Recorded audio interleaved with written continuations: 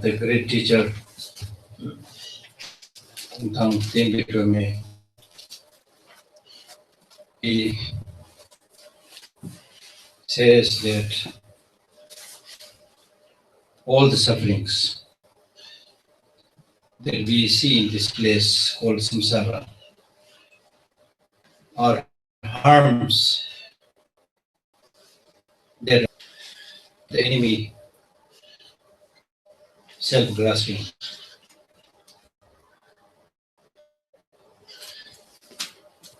child. He says, therefore, my child,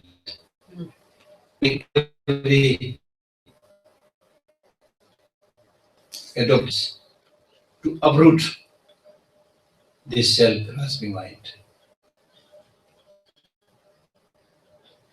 So that, as I said, is one of the most important tasks. But then he goes on saying,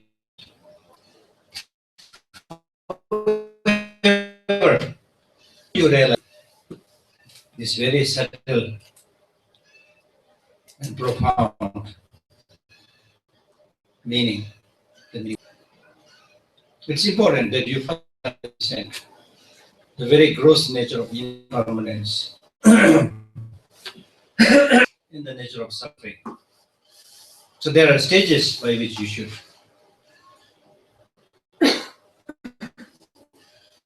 proceed in. It is not enough, the teaching is profound. It's important that the mind who wants to understand this, prepared in the sense it should engage in a systematic process of practice. Just as if you look at the nature, the trees don't grow in one night. It grows step by step. Even in terms of construction of your house, it has to go floor by floor. Even if you do it with machine very quickly, but still it has to be done floor by floor. Even when you go to the top by step. So this is the law of nature. If you hope to get some beautiful flowers from a plant, and you plant some seedlings, then you, because of your anxiety to see the flower, if you pull it, when we were small kids, we used to do that. We plant something, then we can't wait. We are so anxious, so we pull it and see what's happening in the root. Then of course you destroy it. So therefore, if you look at this, some of these important Buddhist texts, like stages of the path to enlightenment. See the title, stages. Stages of meditation by Kamala Shila. Stages. Stage by stage. There's no enlightenment. There is no instant enlightenment like instant coffee, no. I wish we have that, but it is not there. So it will take time. One, it's in accordance with the law of nature. Second, if we look at our mind is strongly entrenched in negative ways of living and thinking, so forth. So it takes time to change it, but you can change it. You can change it. Shantikara says, there is nothing that does not become easier when your mind becomes familiar with it. Nothing. Even your enemy, let's say your sworn enemy, not only you like to see him, but his name also you don't like to hear. And you used to fear just hearing the name, But because of the changes of the situation and circumstances, if that enemy that you used to fear terribly happens to be your next door neighbor, it will change the situation. Then for the past few months or years or days, of course you will see him again, but you will always try to, if he's coming, in this way, that way, you try to avoid, you see. But how long you are going to avoid? So sometimes you happen to just meet. But then you decide not to smile, and you just maintain a straight face and go. But then sometimes, you meet as a human being, then sometimes you feel like little bit, not much. Then you meet again and again a little bit. Then you start talking. The enemy that you used to fear. Then very soon you become so close that you can't live without this person. It happens. It happens. And then the so-called dear brother, sister, husband, wife used to swear, you used to swear that I will die for you, you will die for me. But with the change of time, this same person which you used to love so much will become your enemy. It's called uncertainty, as we read earlier. There's no certainty in terms of this changing nature of friends and enemies. The changing of friends and relatives is like the clouds in the summer.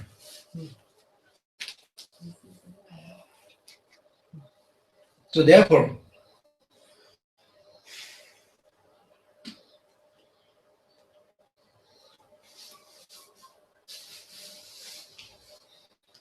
what we need to do is to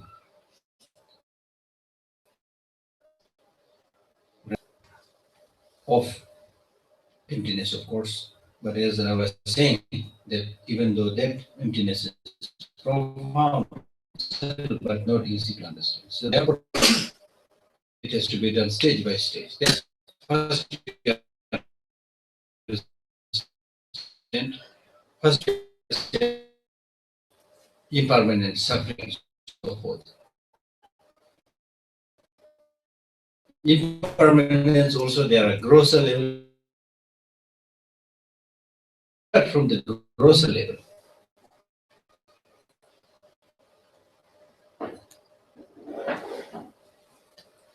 So that's what he is advising. Now, with regard to this understanding even of the grosser level of impermanent suffering, he says, whether you are understanding that or not, you should examine and judge by yourself.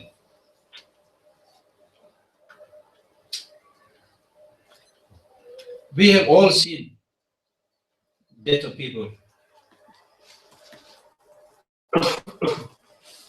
We have seen young people die, children die.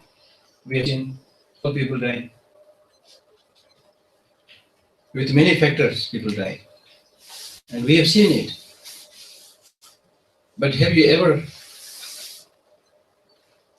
developed this idea that I will also die? I mean, with intense conviction. When your very close friend, relative, children dies, you feel concerned, you cry, you complain. Also, you feel a little bit touched, develop some fear. But then, after some time again, you continue the same way of life. Dies, be very sad, lonely for a few days, or few years, few months in some cases. Some cases, few years.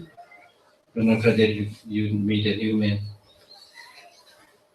get married, and then again the same high who.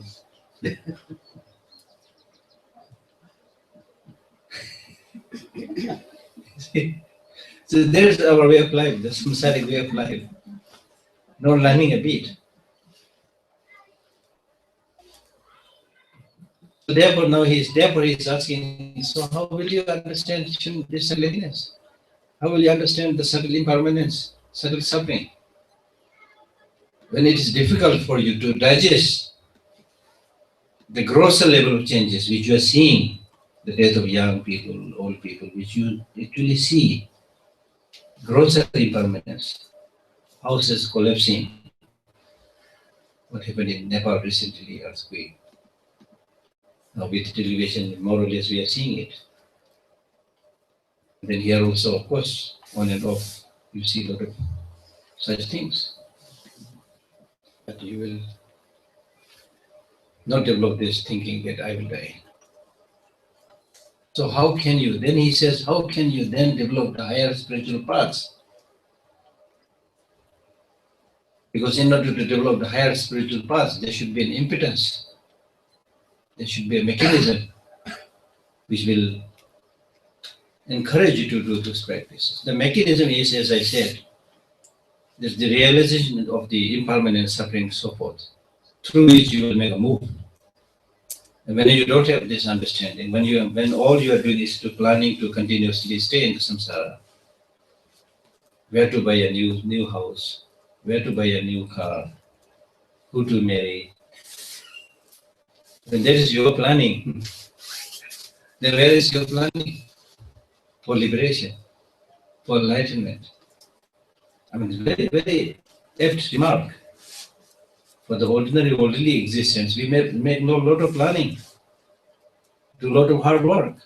But for the spiritual practice, in a year, when the Dharma friend organizes a teaching, you will come probably. Some of you will come. Then after that, I'm not saying everybody, but after that, most of us not able to do any practice. No planning, no personal initiative, effort. So how can we bring about that great transformation? How can we fulfill that great aspiration for long-lasting peace and happiness? So therefore, the text is saying one has to make some effort. Therefore, the text is saying, therefore, from impermanence, you understand suffering. From understanding suffering, then you understand emptiness of soul. Which means that when we talk about impermanence, we are not talking about impermanence in general. We are, in this case, primarily talking about the impermanence of one's own life, the changing nature of the psychophysical aggregate. This impermanence of the psychophysical aggregate of the self is not simply caused by a cause and condition, but the cause and condition is afflictive emotion and karma. Therefore, you are changing. That means, therefore, you will suffer, of course. So, therefore, from understanding impermanence, you will understand suffering. That's the meaning. By understanding suffering, you will understand selflessness. Meaning that when you suffer carefully, analyze carefully, who is this person that is suffering? Where is the self that is suffering? If you analyze carefully, conventionally, of course, you can say, I'm suffering. But if you analyze carefully, then you will not find a self which has existence. So that's how you, through a proper understanding of suffering, will properly understand selflessness. So that's the process. So therefore, the other day I said that the Buddha started his teaching from impermanence, ended his teaching by the teaching on impermanence. So,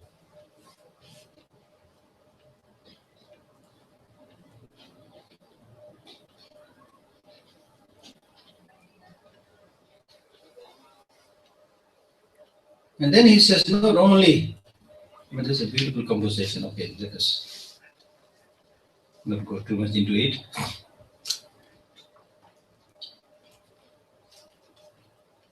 So the third noble truth is the truth of the suffering, which I have.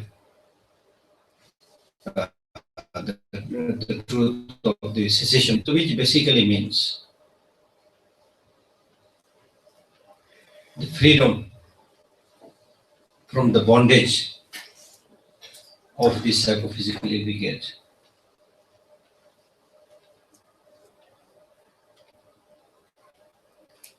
Because this ordinary psychophysical aggregate is under the bondage of the afflictive emotions and contaminated actions.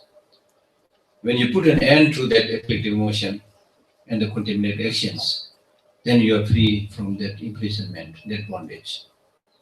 So that state is called cessation of suffering. That is called nirvana, total freedom. Because when you put a complete end to the afflictive emotions and their seeds, then that state of happiness will be permanent state of happiness. Okay. That is the third of the Wonderful Truths. The last one is called the truth of the path of the Wonderful Truth. The truth of the path, now the cessation of afflictive emotions and suffering is possible. Just as suffering is possible because there is a cause and condition. So similarly, the true cessation or the permanent state of happiness is possible because there is a cause for that. That's what he's saying. There is a cause for that. And the cause is called the true path. So that true path involves now the whole Buddhist virtuous practices. But here we can today explain a little bit about the truth of the path in the sense of the three trainings. Training of morality, training of unpointed meditation, and the training of the wisdom. So that's the path. Now that means you will recall clearly that the enemy to whom we have to fight is afflictive emotions. Never forget this one. Now when you fight with your negative afflictive emotions, you need to plan. You need to do it systematically when you fight the enemy, from where the enemy will come, what direction it will come, how strong the force of the enemy is. You need to send spies, get all the information. So similarly, when we fight the negative emotions also, one, we need to know how strong the negative emotions are. Which of the negative emotions are more, strong? In your case, of course, you are talking about personal purification. So by which we fight these negative emotions are the three: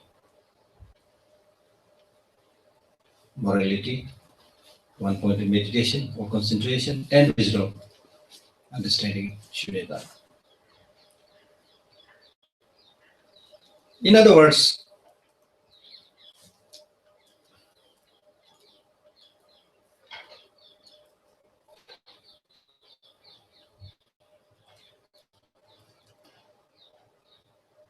in order to develop those higher qualities,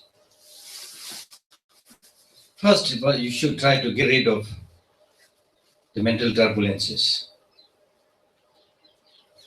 For example, if you're very angry, then can you concentrate? Can you meditate? No. So, or when you have excessive attachment, can you meditate? No. So that means when your mind is turbulent with all kinds of afflictive emotions, you cannot meditate.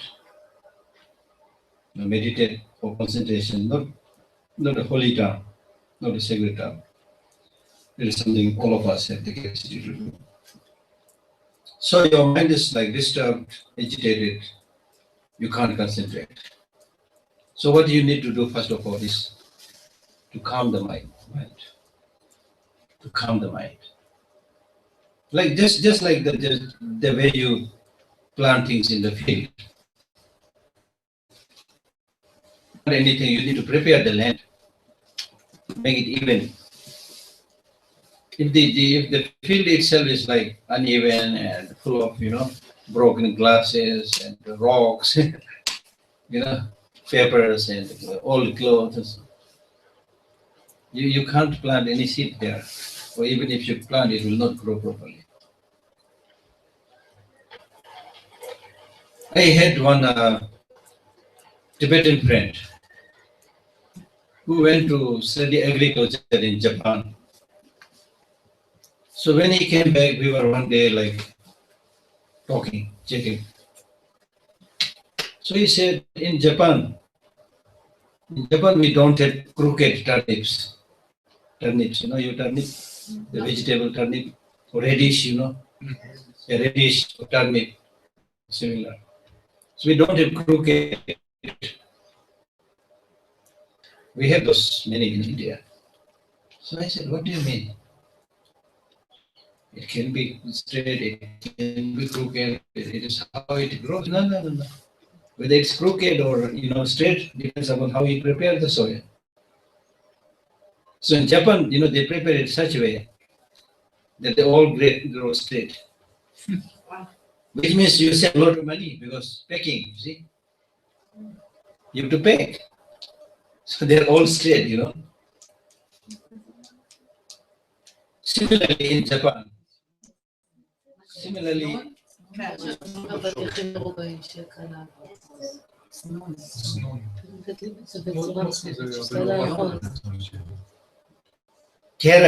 carrot, similar. There's a similar. So you have crooked carrots here? No. Straight. See? Most of the time, maybe. Sometimes crooked. So you can find that out and tell me. Send me an email.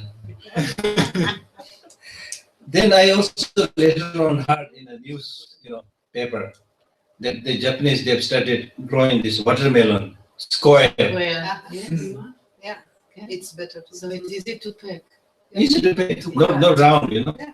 It's very difficult. So with modern technology, you can do many good things also, you see. So what I'm saying was, in order to get this kind of really good things, you need to prepare the soil. Yeah, so we can make the It's so similar in your mind. To grow many of these positive qualities. First, you have to calm the mind, prepare the mind. Prepare the mind like this. Exactly, prepare the mind. So therefore, this morality, the Hindi or Sanskrit word for morality is called shil. Shil. Shil means coolness. Shil. Yeah, shil means cool. Coolness. Cool. Shil. Shil is Sanskrit word. Shil. S-H-I-L. Yeah. She said like English chill. Chilling, Yeah. Shil. Yeah. Shil. People write shila, but the exact word is shil. Yeah. Okay. Okay. So now the English translation for that is called cool or coolness, because shil and morality means three things. Three things. In English, we sometimes use morality, sometimes use discipline, sometimes use ethical discipline, whatever. But it basically means, shil means, it's not the Buddhist meaning of morality and discipline. It's not talking about observing a discipline that is unwillingly imposed upon you by an external force. Okay, if somebody with the threat of a gun says, do this, sit like this, you sit there because you are scared. We have to. You have to, not like that. Buddhist discipline, number one, means doing something voluntarily, doing something proper voluntarily, because you see the benefit of it. So therefore, kill basically a way of life. For example, if you kill, it's not proper way of life. If you save the life, it's proper way of life. Kill. So it basically means, kill means three things. Now, if you have this book by His Holiness, Ethics for the New Millennium, there's a chapter there which explains this very beautifully. So anyway, Shil means three things. One,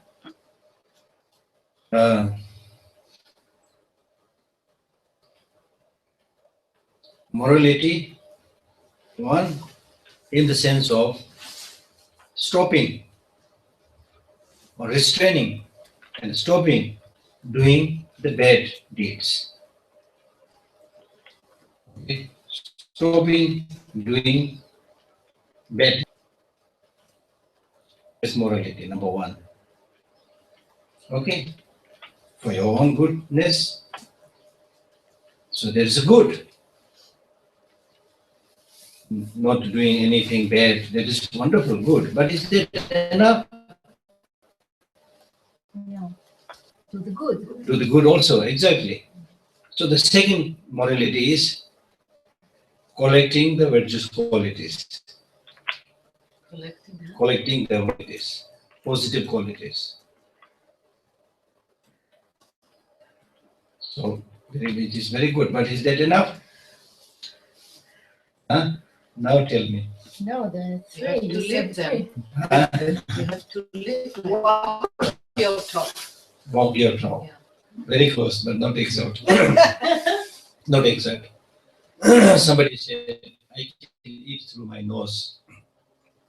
Somebody said, I can eat through my nose. So, Then I said, what do you mean? He said, not exactly, but very close.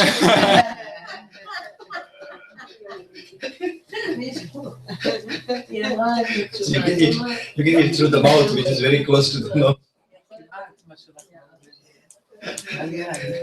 So like that, you are very close, but not exactly. Also, stopping doing bad things. Doing good things is Practice. to help others, to benefit others. How do you get virtuous if you're not helping other? I mean, Uh,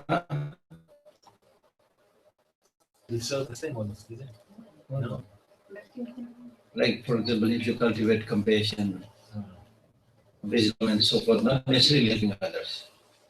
You're preparing to help others. The The second, qualities. second is also by through reading sutras. And Yeah, so many things. So many. Cultivating bodhicitta, going around the temple, whatever, so many things. So third is the morality of helping other sentient beings. Now you can see the meaning of the word shila, which means cool. That means if you have lived a life where you stopped doing bad things, where you have started doing good things, where you have been helping other sentient beings, then you are free from any regret. There's nothing to regret, nothing to hide. Therefore, your mind will be cool. Your mind will be cool because nothing will torment you because you lived such a good way of life. There's nothing to hide, nothing to regret. Contrarily, if you had lived a bad life, where you say something, do other thing, if you lead a life of publicity, then other people may know, may not know, but there will be tension in your mind. There will be heat in your mind. There will be no coolness. So that is preparing preparing the ground. Now you can clearly see when your mind is cool, then you can plant seeds and saplings and plants and so forth. So similarly, when your mind is cool, then you can concentrate. The second of the three precepts. Then you can concentrate.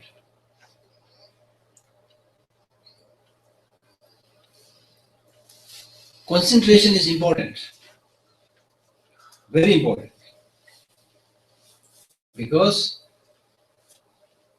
as I said earlier, that when your life is in threat, in danger, then concentration is important. Isn't that?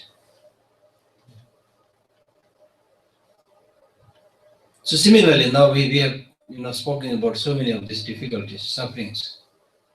So your life is in threat. You see, there's danger, afflictive emotions. More importantly, afflictive emotions. The enemies are there within you. Your headquarters is already occupied. Therefore, now this is not the time to relax. You need to concentrate. Clear? Concentrate. One, in dealing with the negative emotions. You need to concentrate. Concentrate means bringing the energy of the mind together. Just like if you need to water the field, if you just scatter the water, the source of the water into different directions, then the water will have no capacity to make a long journey. It will just disappear into the land. So therefore, you need to make special drainage. So the force of the water is really going there, and then take the water to the desired places. That's what we do when we do farming, irrigation. So similarly, you have two very important tasks now. One important task is to get rid of these eclectic emotions, which is really destroying you. So you need to concentrate. And then secondly, you need to develop all these positive qualities, which will not come easily. So you need to concentrate.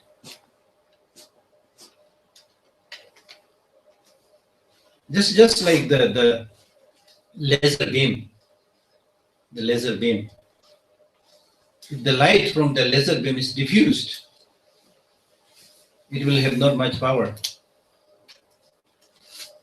But if you bring the concentration of the light together, then the light from the laser beam will be so strong that it can cut through the glasses. See? So like that. So concentration is not only important in the Buddhist practice, but whatever you are doing. Now these days, people in general, and especially young people, they say that young people today suffer from attention deficiency. They're not able to focus on anything for a long time. Their mind is so distracted.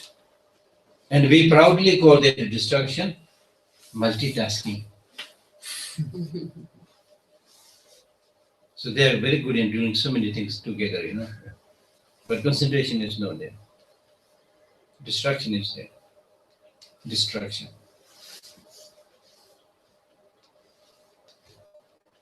The Buddha clearly says that if your mind is distracted and there's no concentration, you will achieve nothing. Like, be it our Dharma study, be it any other, education or work. Because we don't concentrate, number one, we don't enjoy the work. Number two, we are not able to do it properly. Because whatever we are doing mostly with half-hearted attempt. You are doing it because you're getting money for that, you do it, but you're not enjoying it. Your mind is actually somewhere else. So you don't do the work properly. Even when you read a book, sometimes we keep on reading the book. Yeah. Second page, third page, 100 page, 200 page. You finish the book, close the book. A very nice book. In what sense it is nice? Nothing to say. It happens with all of us. Because clearly showing there's no concentration. Then with regard to the books, although there's some scholars, they advise, I think this is a good advice, that if you pick up a book and read till the first chapter, don't get anything. Read the second chapter, don't get anything. Then probably it's better not to read that book. When somebody who starts reading from the first page, thinking that you have to finish that book, although you're not getting anything, that means you're stupid. I think there's an element of truth there. You see. So therefore, just like knowing the people, when you read a text, what I suggest you to do is, first of all, you read this title, Words of Manjushri, by the fifth Dalai Lama. At least you know one thing. This is a book by the fifth Dalai Lama. Many people don't know. They finish the whole book. Then who wrote it? Oh, somebody, I forgot the name, that we all do, you see. So therefore, it's important to first know the title. Then the index. Index is the face of the mind, as we say. Index. The index itself will tell you what is there in the book. Then if you don't like to read from the first to the last, then at least read those, chapters which you think is interesting, and then see what is there. So therefore, in order to develop that concentration, there should be some kind of liking towards that object. You cannot force your mind, concentrate. No. How will you concentrate if you don't like, if the mind is rejecting? So you need to concentrate. With appreciation. And how would you develop unless you see the project in hand as very important? Is extremely important.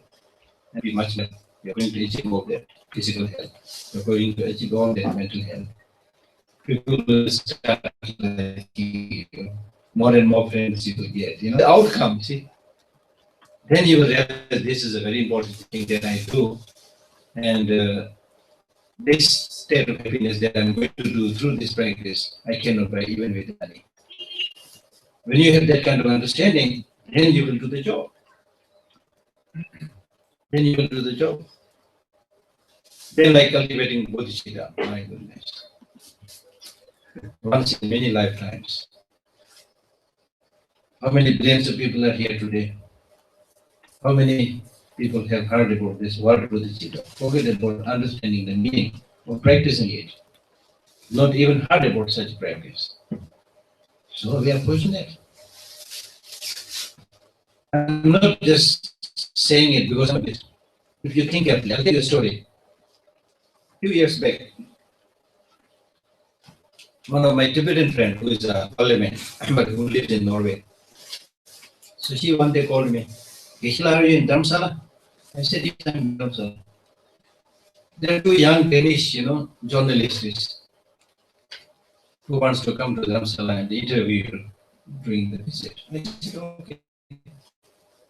So these two young journalists, they came, interviewed me, asking different questions. So I answered those questions in accordance with my little knowledge of Buddhism and whatever. I said things like that. You know what these two young girls are doing? They were looking at each other. I'm not exaggerating or saying anything more than what they said. They looked at each other and they were talking to themselves by saying, amazing, totally different way of thinking. Really? I said, amazing, totally different way of thinking. That's what I'm saying. People don't even think those things. If you are not taught, how can you know these things? That's why I'm saying lucky. So we should not be like a blind man who happens to have his feet touch the gold, lump of gold. Because he's blind, that not knowing this is gold, he gives another kick and goes away. So having found such a precious teaching, you don't appreciate it.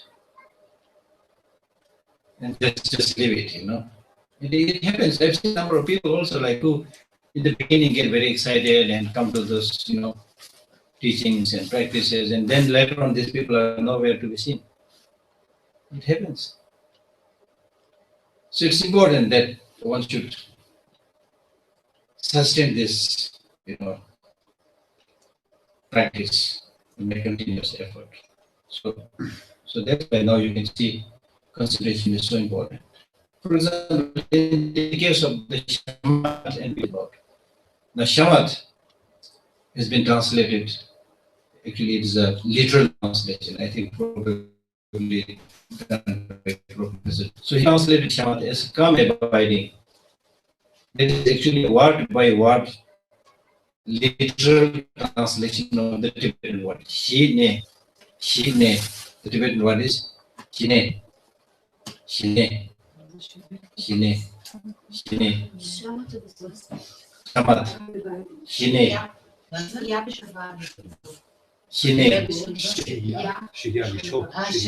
Shine. So come abiding. He translated come abiding. The Tibetan word is shine, which is combination of two words. Shine. Now this is Tibetan language class right now. Good opportunity. Shine. I can easily see who is interested in Tibetan language. Chine. So she means calm, pacify. Pacify infested with all kind of thoughts that are coming in. So get rid of those thoughts. Pacify, quieten the mind. Get rid of these invasions of host of thoughts. Get rid of them. Pacify, purify them. Remove them. She means remove. And having removed these invasions of host of thoughts, nay means then stay. Stay on what? Stay on that chosen object. Calm your mind with the invasion of the host of thoughts, and then abide on the chosen object on which you want to concentrate. This is the meaning of Shine. Calm abiding. Shine. So therefore,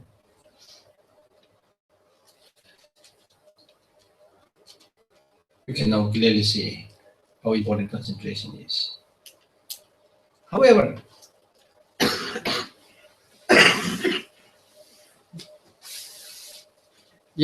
just concentration alone is not enough.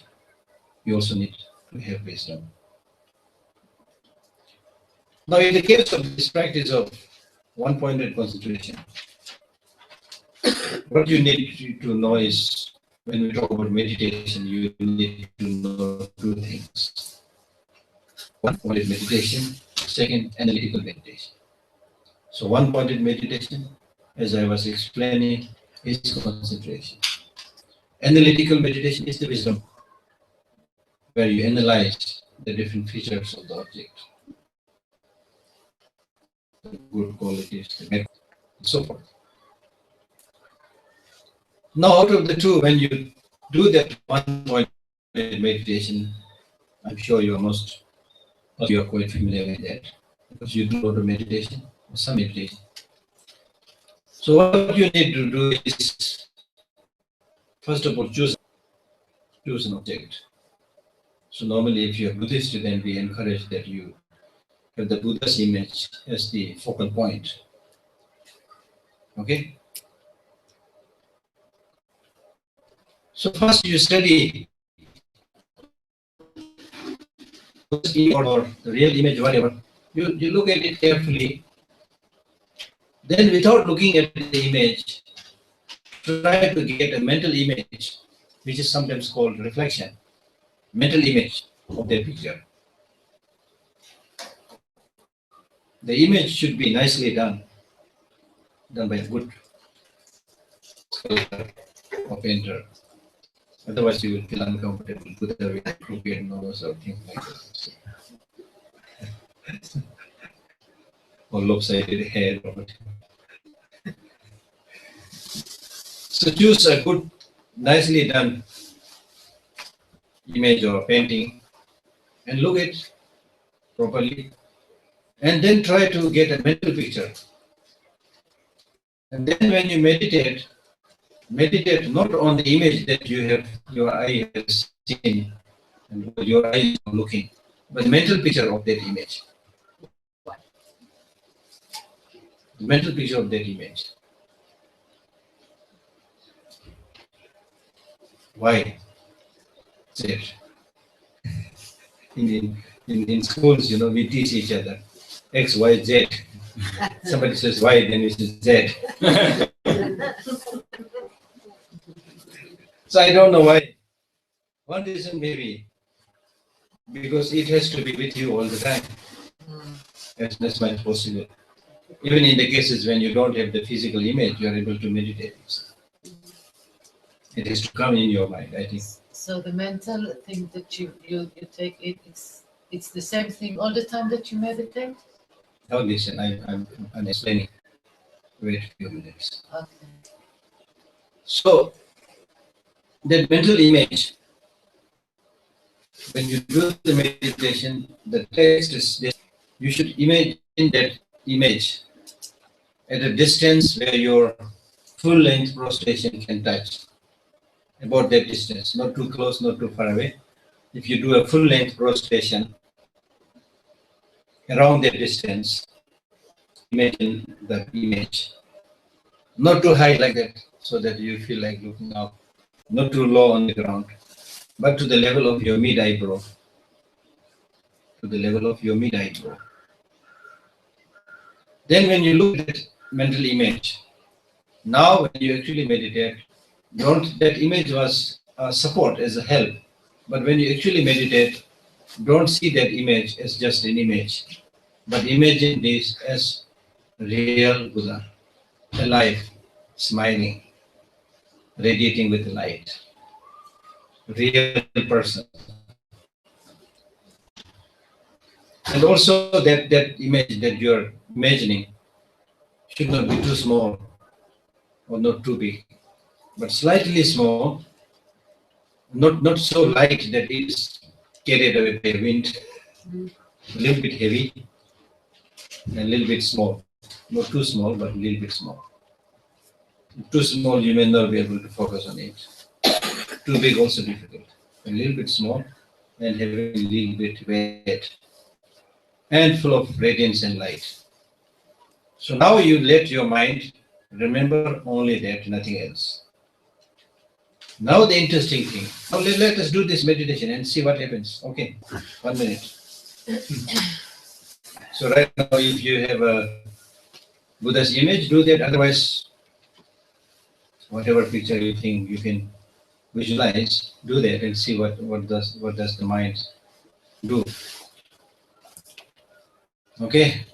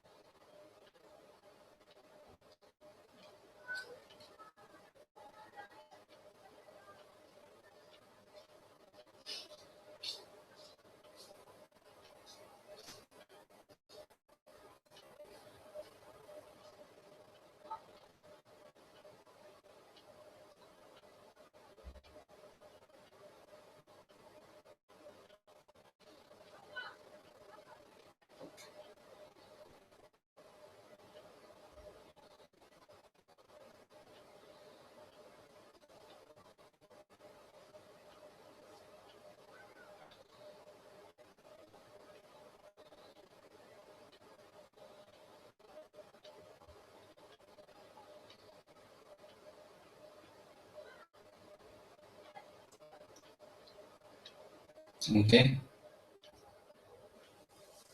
What did you find? What did you find? Was it easy to let your mind stay just on the chosen object? Not easy. What happened? Someone else came?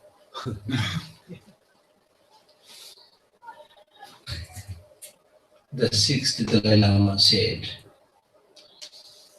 the face of my teacher which I meditate don't come in my mind, but the face of my girlfriend which I don't meditate comes in my mind. Is that true? Something like that. Something like that. But still what you need to do is, no, not you this time. Sorry. I'm meditating on the image of the Buddha. You need to tell this repeatedly. Then still not clear, look at the image. Then do that. And don't change the object quickly. Otherwise your concentration will be. So when you do that meditation, the physical, your hand should be here at the level of the navel. Right hand on the top, left hand on the underneath. Observing this triangular shape. That has the benefit of straightening your back also. And when you sit for meditation, don't become rigid. To straighten the back does not mean that you become uptight and rigid, Then it will even be difficult to breathe. Straight, but relaxed. Your shoulders be on the equal level, not lopsided like this. Your head should not be either too in front or too back or too right or too left. Because if your head goes too much on the left, the text says it might induce attachment. I don't know how. If the head goes too much on the right, it will induce anger or hatred. If it goes too much backward, arrogance. I already explained this to you. Too much for ignorance, sleepiness. Then you sleep. So it should be neither left or right or front or back, but slightly bent towards front side, but not too much bending. And the gaze of your eyes should towards the nose, not necessarily trying to see the nose. And this holiness jokingly tells people that if you try to see the nose, then many foreigners, they will have no difficulty because they have a prominent nose. But then Asians have more difficulty. Many of them have flat nose, small nose. So anyway, it's not seeing the nose. Just gentle gaze towards the nose. And your eyes should not be widely open, or also probably not completely closed. Most of us, when we do the meditation, we close the eye. Because then, for the time being, it looks like you can concentrate better. Because if you open your eye, as soon as you open your eye, you see things and your mind goes there.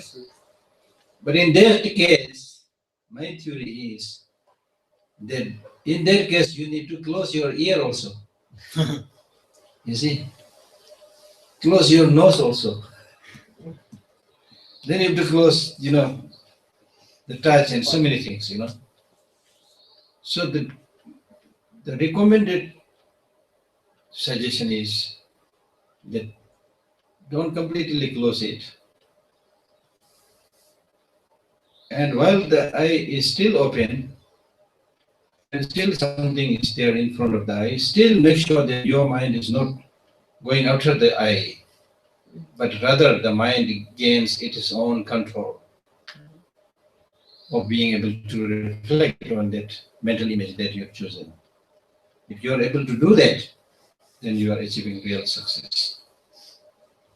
Because meditation, one concentration is needed, not only during the meditative session, but I think in all places, in all areas. And in all these places, you cannot go on closing your eye. In your workplace, concentration is needed.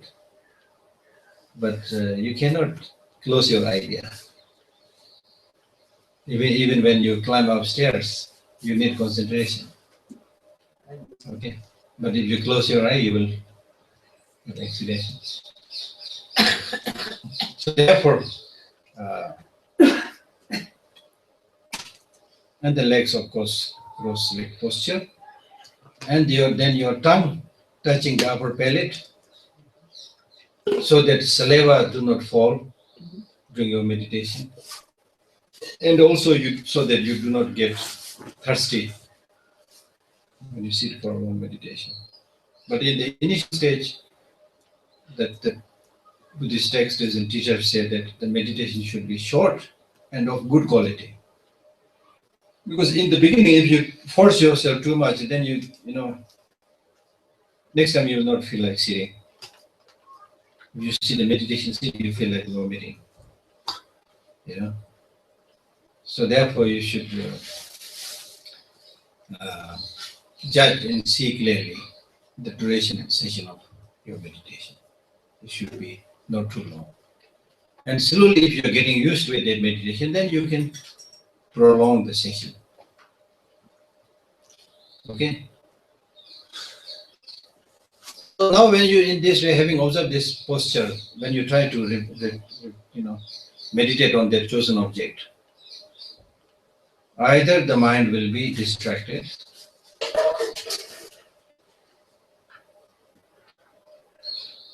get excited, or the mind will sink. So mental sinking and distraction or excitement. These are the two major obstructions for your achieving concentration.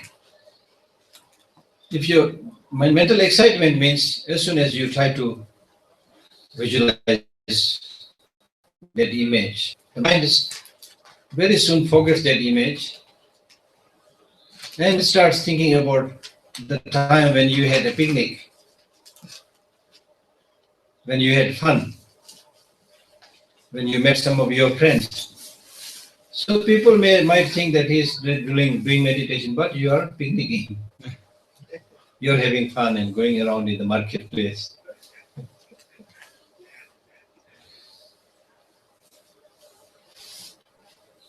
So the monkey mind is wondering. So at that time, you need to tell the mind, you need to know as a meditator that the mind is now excited and getting distracted. So you need to tell the mind, there's no need to get too excited. You are still in the samsara. There's no need for you to get too excited. You're still in the samsara. You're suffering. You're impermanent. Or something that will have a sobering effect on the mind. Then the excitement will come down and stay on the object. Now, in case that the mind becomes very dull, and then gradually it becomes more dull and it starts sinking, and the object is not at all clear, but you feel very peaceful, have sleep or whatever, you feel very peaceful. And that kind of meditation on sinking, not on the object, is actually said to be quite dangerous. Because if you pick up that habit of doing that meditation on that sinking state of the mind, then the sharpness of your mind will gradually be lost. And then you will become very dull and a very insensitive person. We do see such people who say that they have been meditating a lot, but very, very insensitive to needs of people, who doesn't have that sharpness and alertness of the mind, who really go around meditation. Whereas if you do the proper meditation, it sharpens your mind. It is like bringing fresh air to the mind. You see? So therefore, if it is sinking down, then you need to again recognize it and do something that would cheer up the mind. Like, I'm so lucky, I'm not a dog, not a cow, human being. I'm so lucky I met this precious Dharma. I'm so lucky I met this precious teacher. I'm so lucky that all my sense faculties are intact.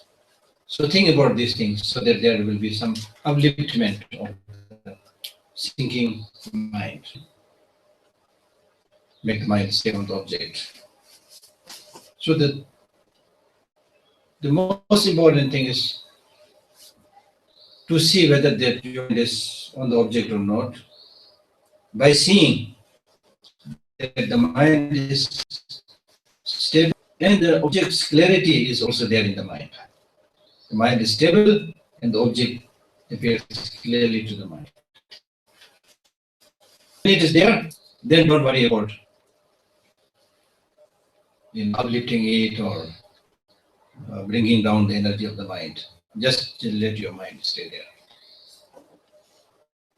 And gradually, when you get habituated with this practice, then as Sanghawa says, that where the mind will become very serviceable. Mind will become very obedient. So obedient that if you ask the mind to stay on object, it will stay there like a mountain, not moving. If you ask the mind not to stay there on the object, but do something else, it will say, yes, sir. the mind becomes serviceable. Serviceable means you will be able to then use the mind in accordance with your wish.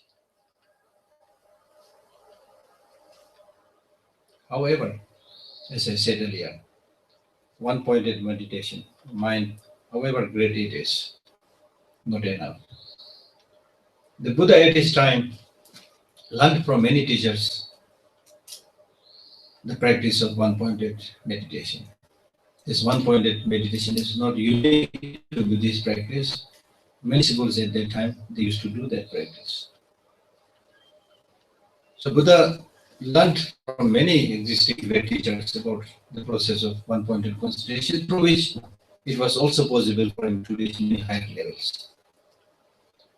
For example, the 4 levels of concentration, 4 absorptions, and so on. But he was clearly able to see that even though achieving that one-pointed concentration is really good now it is good. It gives you great feeling and things like that. But it will not necessarily eradicate, uproot the afflictive emotions. I think it was at the time of Buddha, there was a great meditator. Perhaps, I'm not so sure. Perhaps he was one of the Buddha's teacher at that time. His name is Udrak. I'm not so sure. Perhaps I'm saying, because in some of the texts, Buddha did explain about his one teacher called Udrak. But then this name Udrak comes in Kamalashila stages of meditation, quoting the sutra itself. So my guess is probably this teacher. This master Udrak has achieved such a strong level of concentration that he could concentrate on one object and stay there for, I don't know, many days and months probably. Completely lost into it. And he said that when you achieve such a state, there's so much peace. And then the text says that he stayed there in that deep concentration so long that his hairs grew long, going all the way down to the ground, but still oblivious. And the rats came and chewed off the end of the hair, still oblivious. But when he arose from that one-pointed meditation and saw that the ends of his hairs has been chewed off, chopped off by the rats, he became mad, he became angry. So you can see his concentration was good, but anger came back. Afflictive emotions came back. So therefore, one day will fight. So this concentration, one-pointed concentrations can help, like loving kindness, compassion, bodhicitta, all these qualities, they help reduce the manifestation of afflictive emotions, but cannot deal with uprooting the afflictive emotions. So the one that would uproot the afflictive emotions is the wisdom, understanding, emptiness. So therefore we need the third practice, which is called wisdom, understanding, emptiness.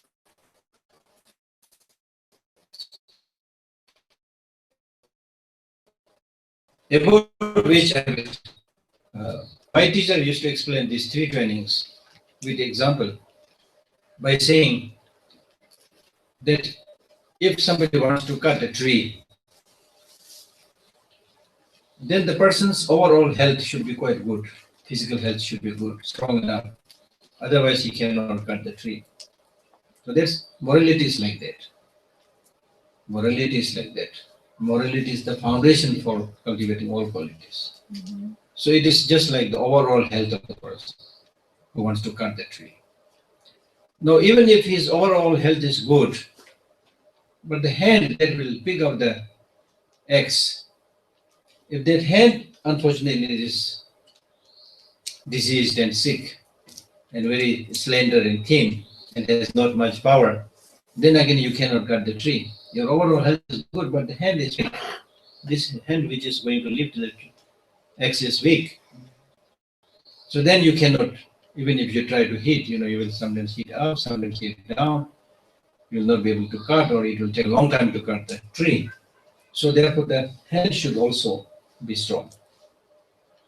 Now, even if your overall health is good, the hand that picks up the axe is also strong, but the axe that you are using is blunt.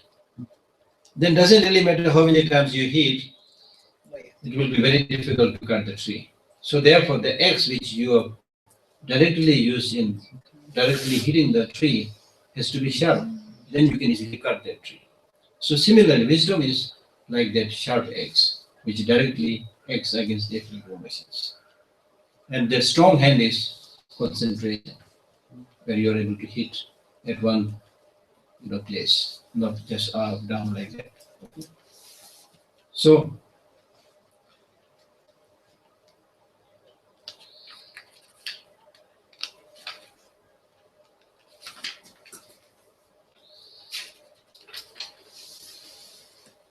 then with regard to I should also explain this the four features of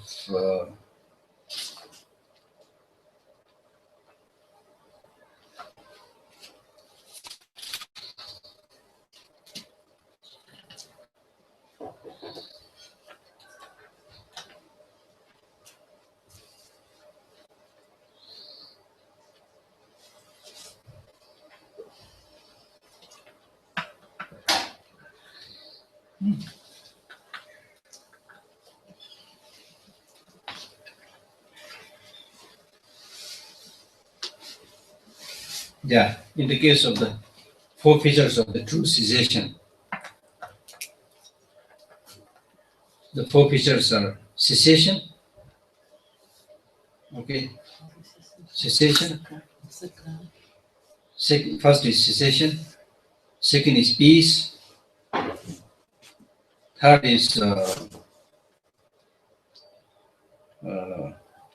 perfection, I think, and fourth is complete emergence. Complete emergence.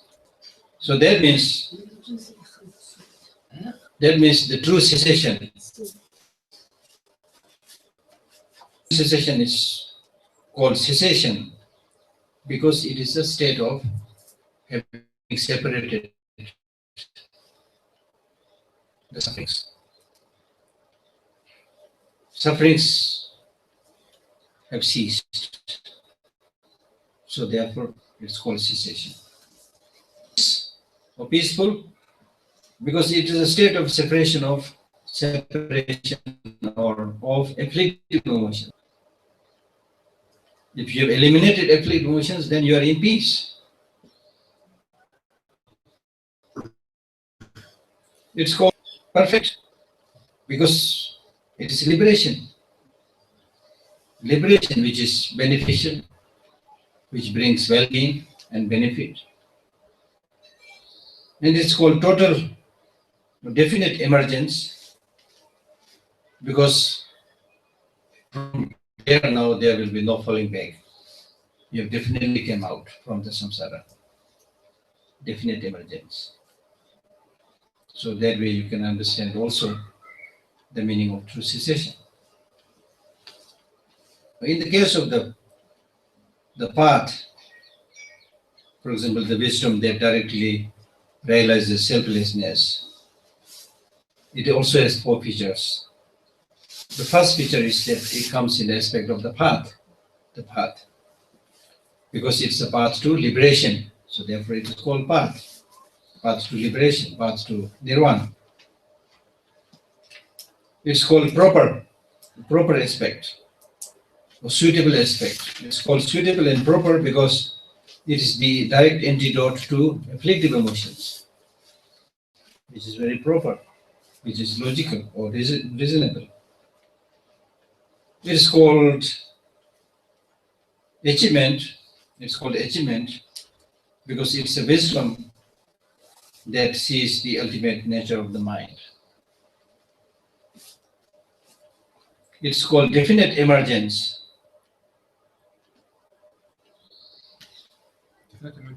Definite emergence, emerge out, come out. We already have the definite emergence. You already had? The fourth, Oh, where? Oh, sorry. Yeah. Yeah, the term seems quite similar. So anyway, listen to this definition.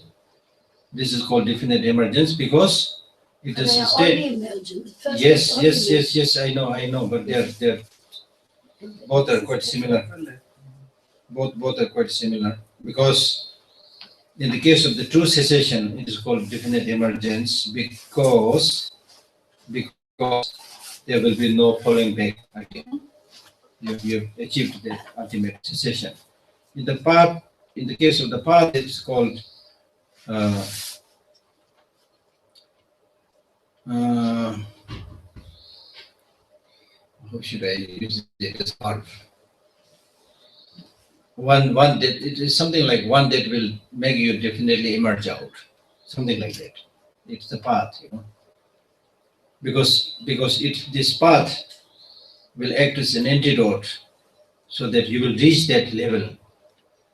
You will reach that level where there will be no falling back. Okay, the path and the fruit, almost like the path and the fruit.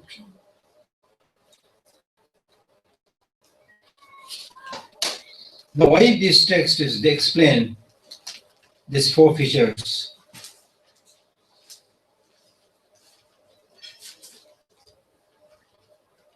In each of the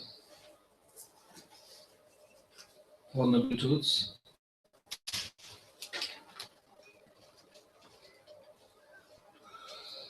Because, now this is important. So it's almost like going back, but there are 16 misconceptions about each of the paths. There are 4 misconceptions, so total of 16 misconceptions. So to remove these 16 misconceptions, the 16 features of the Four Noble Truths are being explained. Okay, I've explained the 4 aspects of each of the Four Noble Truths because there are 16 misperceptions. For example, in the case of the truth of the suffering, we have the misperception. This I explained earlier. We have perception of that it's peace, that it's permanent, that it is self-existing. So as an antidote, we explained that it's suffering, impermanent, and so on. So these are the 4 misperceptions with regard to the truth of the suffering, with suffering. The origin of suffering, there are again 4 misperceptions. For example, the first misperception that the sufferings have no cause. Sufferings have no cause. So therefore, we explained that the first feature of the origin of sufferings that there is a cause. And then second misperception is that the sufferings arise from dissimilar causes, inconcordant causes, dissimilar causes. So then answer to this is, what was the answer to that?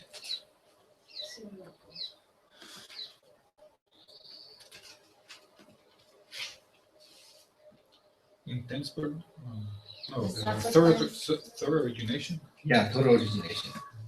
Thorough origination means that it is dependent on many causes and conditions, favorable causes and conditions, proper causes and conditions, not just dissimilar causes and conditions.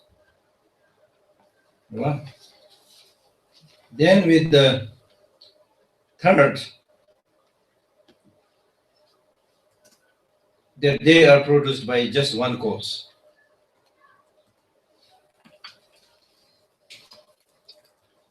They are produced by just one cause.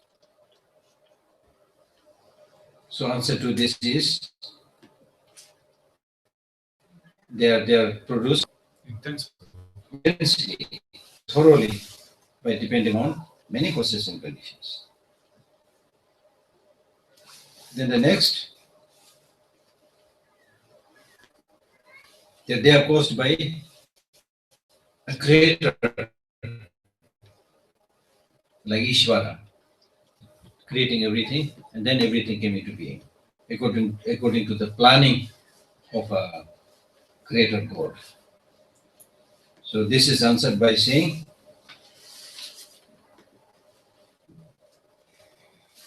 that they are produced by cooperative conditions. Right? Cooperative conditions, meaning that there are causes and conditions for that. It's not created by a creator. Then in the case of the misconceptions with the true cessation, the first misconception is that there is nothing called liberation. This is answered by saying that there is true cessation. It is possible to reach that level of state of cessation because you can completely put an end to the suffering. Therefore, you can achieve that liberation. And then the second misconception is that when they talk about nirvana, they think that they talk about some features which is still contaminated, but still liberation. So there are some people, they present an idea where liberation is still contaminated. Okay. So this is answered by saying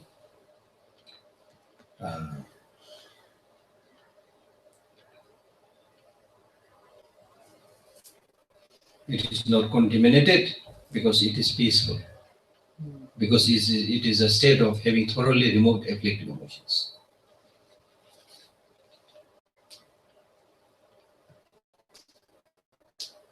Then fourthly, say that it, Thirdly, third, oh yeah, third. And again, they say some of the features of suffering are perfect. Some of the features of the suffering are perfect.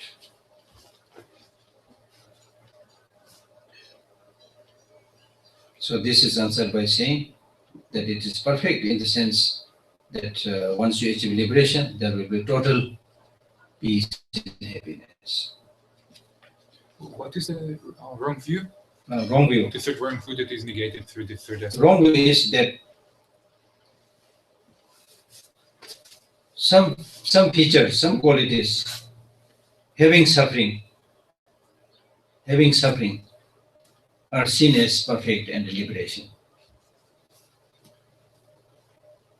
Then answer is that if there is some feature of suffering, that it cannot be perfect.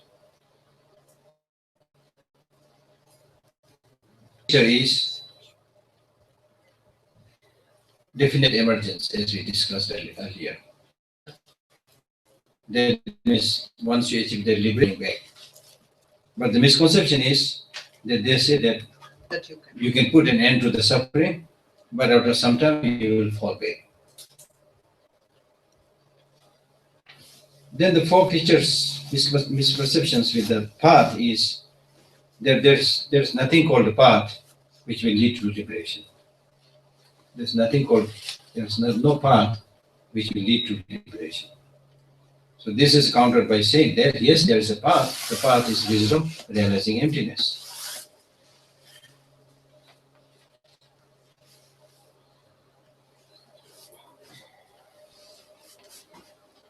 And then the second misperception is getting habituated with selflessness or practicing selflessness cannot be a proper path.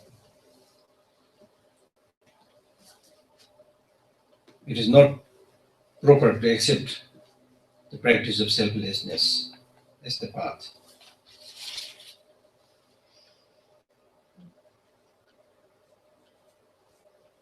This is answered by saying this is very proper because it is the direct antidote to afflictive emotions. Then the third misconception is that there are some who accept some of the concentrations, some of the as the path to liberation, path to nirvana.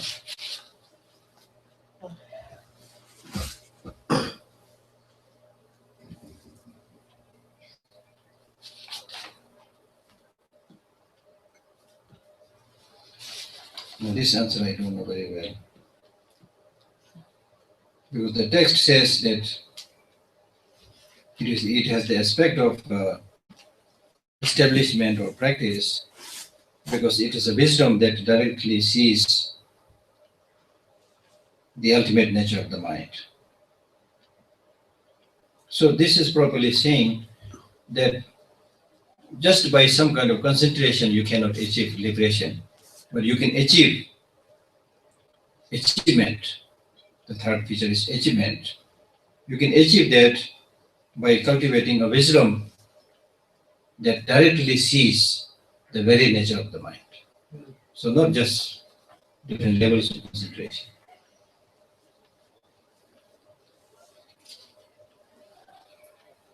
Then the fourth is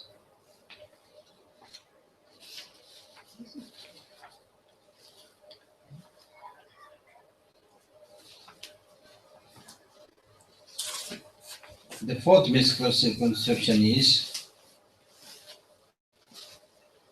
to perceive, to say that there is no path which will completely put an end to suffering, so that from there is no falling back. Okay?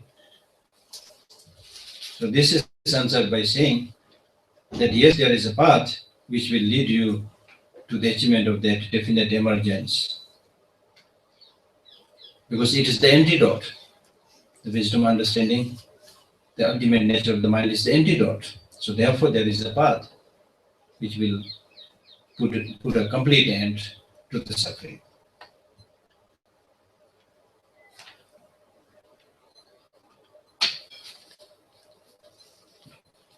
Okay, then some questions, then we finish.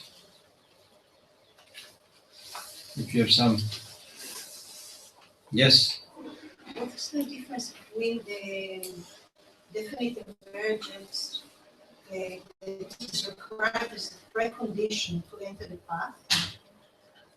Hmm? And here it is brought, it's a precondition to enter the path, Mhm. renunciation or definite emergence. Renunciation, yeah. No, that has to do with the problem of translation. It's the same. Definite, it's not the same. Renunciation and definite emergence. They may be using similar words. But sometimes, with the Tibetan word also, sometimes you give the name of the fruit to the cause, because such a fruit, definite emergence is coming. So that path is giving the definite emergence. Therefore, for the cause also you give the name Ngenjun, which actually means something that will take you to that definite emergence. Yeah.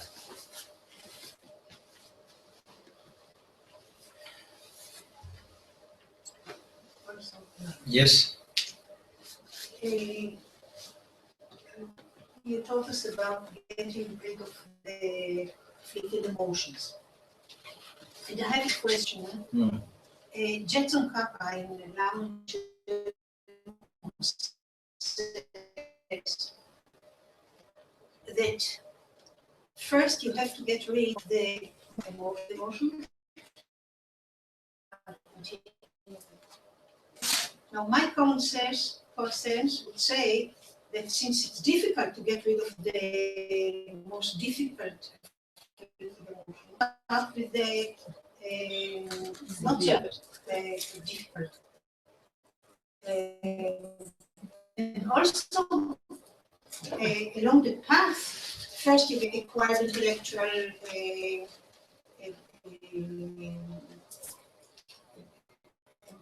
with the bone intellectual, and only then with the stained. So it's from the. So I don't know how to understand the advice of Jetson Kappa when he says get rid first with the most difficult one disturbs you? No, it's like when you wash your clothes. When you wash your clothes, first you are able to get rid of the most grosser level of darts. In that sense. In that sense. Not small, the big ones. The big darts will go first, you know. You will be able to remove the big darts first. Ones. Then you wash, and still there may be very some subtle stain. Then you have to work very hard. So those that are in the form of imprints are very difficult to remove. One reason. The second reason is first you deal with those afflictive emotions which has a predominant presence, because they are going to destroy you first. The smaller afflictive emotions may not affect you much right now. What is really bothering you and troubling you and making your life miserable is this afflictive emotions which have a predominant presence within you. For example, if you are a very angry person, if you don't deal with this first, it might destroy your family. So definitely.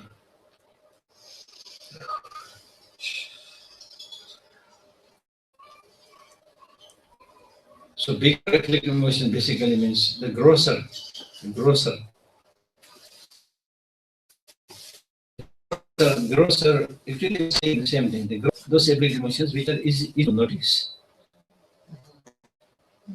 Easy to notice.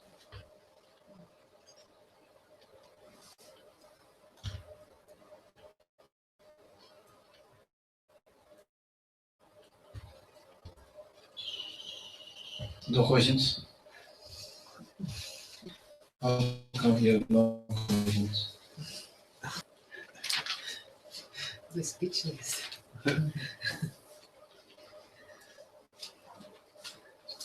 If you have no question, then I will teach you a slogan.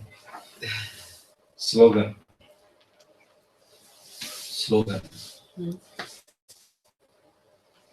When you fight against afflictive emotions, you need to make this slogan. The time you destroyed me is a time gone now. You afflictive emotions, the time you destroyed me is a time gone now.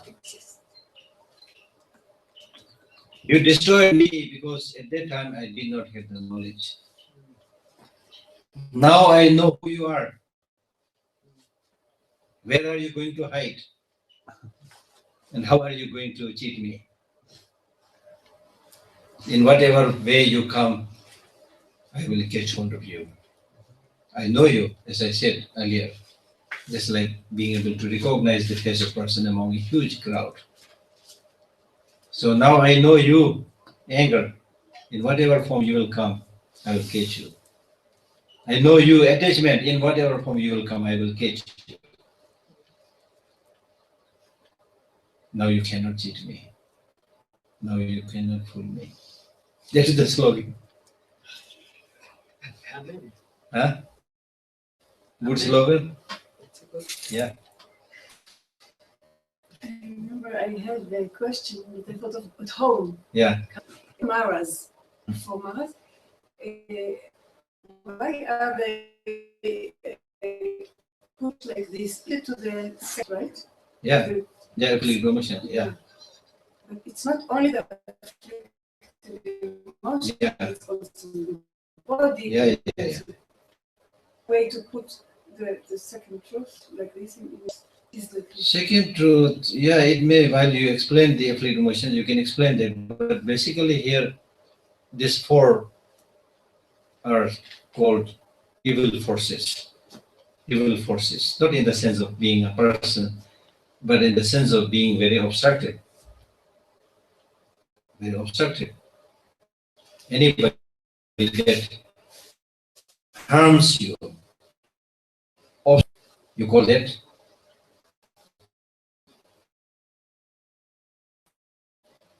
evil force or enemy, something else.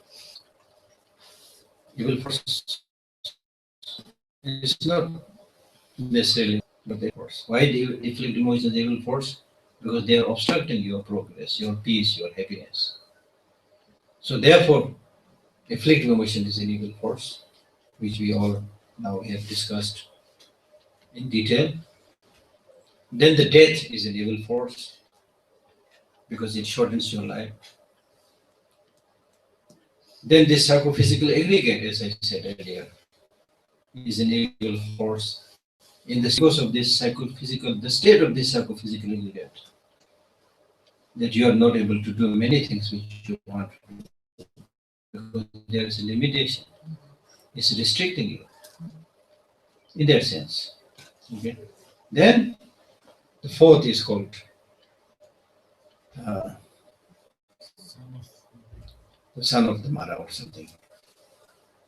So which is again an evil force that may be in the form of a person that may be obstructing you, your practice in that case also. It's not only also attachment to nice, it's attachment, but also in meditation, in practice.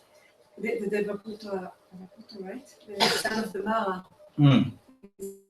Also, when in meditation, there is nice. Yeah, yeah. It comes in the form of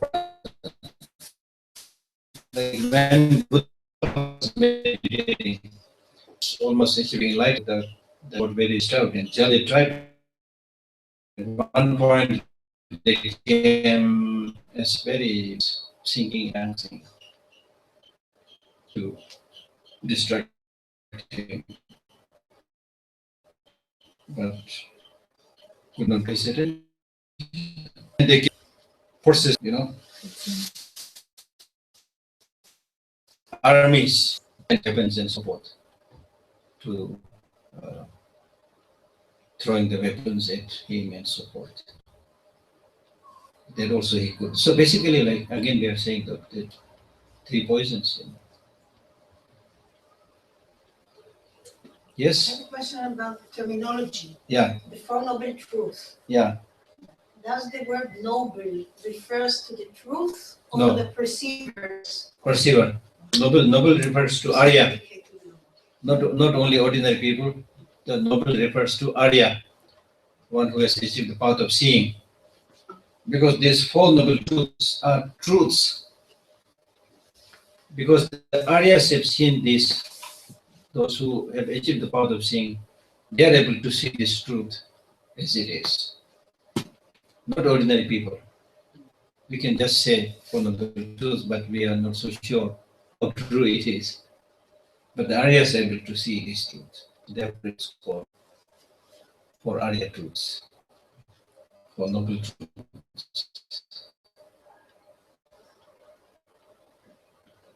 No questions?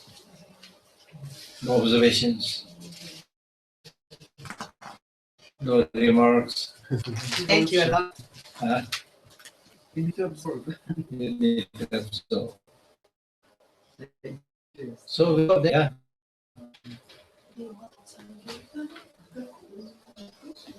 Geshe